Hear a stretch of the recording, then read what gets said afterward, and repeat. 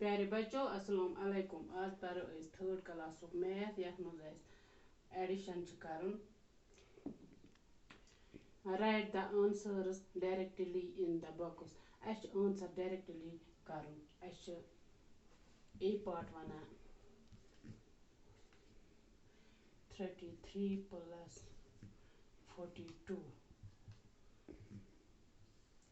dubs मज लेखन directly जल्दी जल्दी कर एडिशन तगान अमुक मतलब गो वो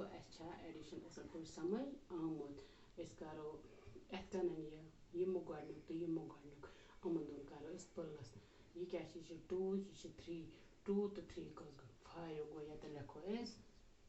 5 पे 4 तो 3 4 तो 3 कस गई 4 तो 3 गई 7 तमुक मतलब गो ये लिखो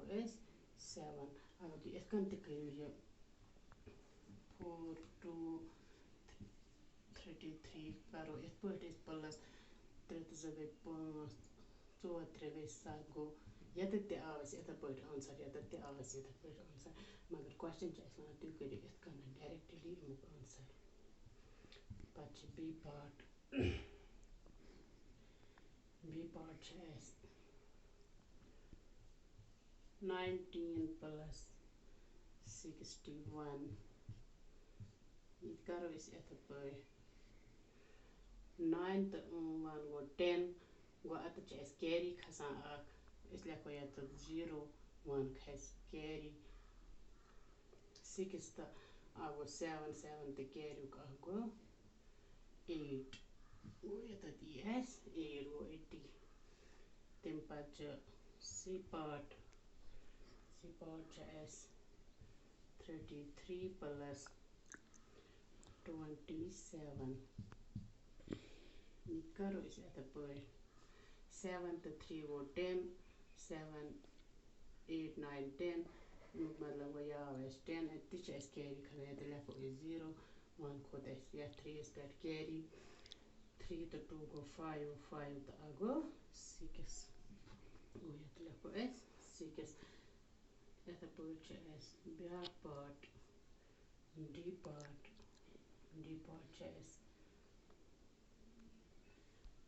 34 plus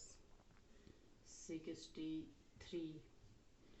अत करो इथे पे यमुक गोडनुक डिजिट तो यमुक गोड यम वन जो करो गोड पे यम टेन्स करो पे वनस तो वन 3 तो 4 कस गई 3 तो 4 गई 7 गो ये लिखो गोडन 7 पे 6 तो 3 3 कस गई 6 7 8 तो 9 गो ये लिखो 9 बच्चे तह समझ आमुत कि कित अगर तुम तगो कि तुम हेको इत पे गो ट्राई कर पे करो तुम इत पे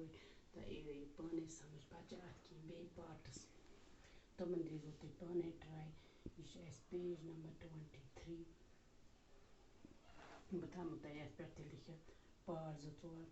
तो उन दीजो तुम पाने ट्राई